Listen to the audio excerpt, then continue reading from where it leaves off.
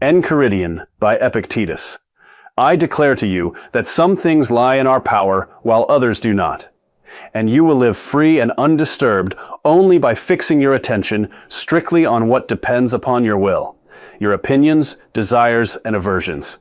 I caution you to desire only what is possible and to avoid only what is in your power. For if you wish things to happen exactly as they do happen, you will never be disappointed. I advise you to remember that everything outside your will is merely on loan and can be recalled at any moment. So treat wife, child, property, and reputation as temporary gifts. I counsel you not to trouble yourself with future events, for when they arrive, you will meet them with the same faculty of reason you possess now. I proclaim that it is not things themselves that disturb men, but their opinions about things, and therefore you must change your judgments if you wish to be tranquil. I remind you that the gods have given you the faculty to bear whatever happens. So when you suffer loss or pain, know that you have the power to endure it nobly. I teach you that when you see someone weeping or angry over externals, remember that it is not the event, but his opinion of it that torments him. I instruct you never to call yourself a philosopher or Stoic in public, but to show it by your actions rather than by your words. I command you to train yourself as an athlete trains, so that when misfortune comes, you will already be practiced in bearing it without complaint. I urge you to remember that everything has two handles, one that can be carried and one that cannot. Always seize it by the handle that allows you to bear it. I tell you that when you see a beautiful person or a fine estate, say to yourself at once, "This is only an impression," and pass on unmoved. I advise you to act always as a man would act, who knows he is mortal, and will one day return what belongs to the gods. I warn you that if you wish to improve, you must be willing to appear foolish and ignorant for a time, for no one becomes excellent without first seeming ridiculous. I declare that when you are invited to a banquet, remember you are not only a guest, but also a judge of what is set before you. Take only what is fitting. I instruct you to behave in life as you would at a banquet. Take what comes your way with moderation and gratitude, and when it is taken away, depart without complaint. I teach you that when you see someone weeping for his child or his fortune, remember that what has happened is not the real evil. The evil is his opinion of it. I remind you that you are an actor in a play assigned to you by the author. Play your part well, whether it is short or long, rich or poor. I command you never to be carried away by appearances of pleasure, for nothing great is achieved without toil and self-restraint.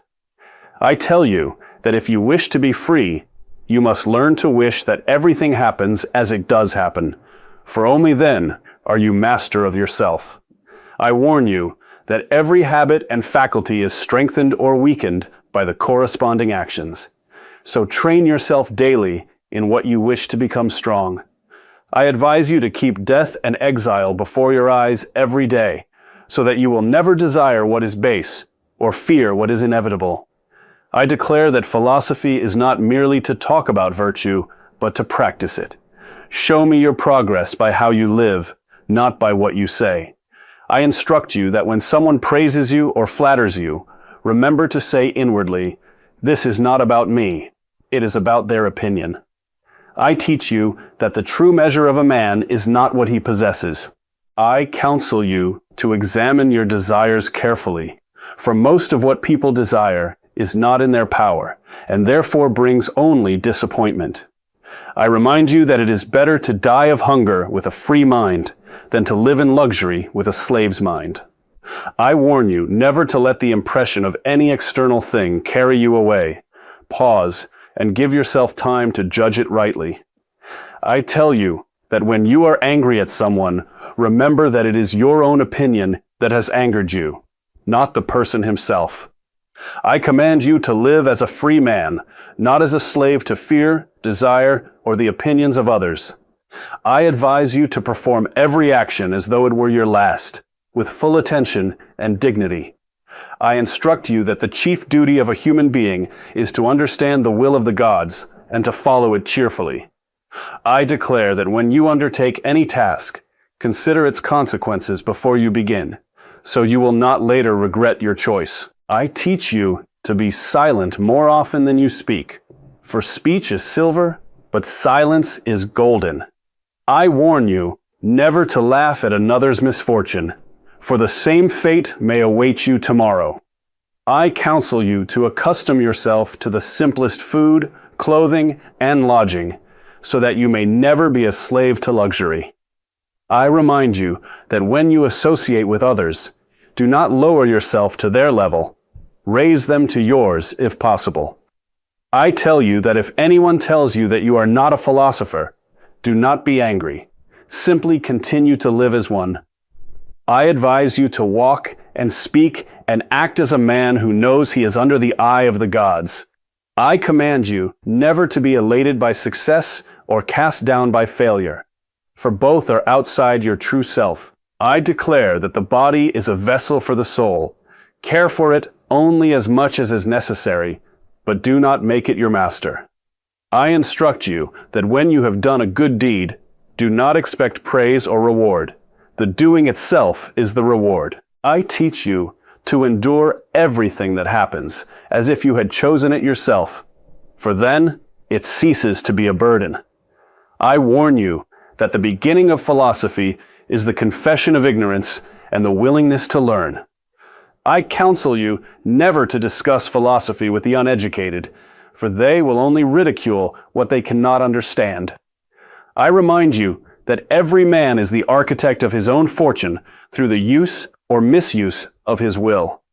I declare that true education consists in learning to desire and to avoid only what is right. I tell you that if you wish to be great, you must first become small in your own eyes. I advise you to seek truth for its own sake, not for the sake of seeming wise. I command you to live each day as though it were your entire life, making every action worthy of a rational being. I instruct you that the wise man is content with what he has and desires nothing that is not his. I warn you never to put off the practice of virtue until tomorrow, for tomorrow is uncertain. I teach you that the final proof of a Stoic is to be able to say with truth, I have done what was mine to do.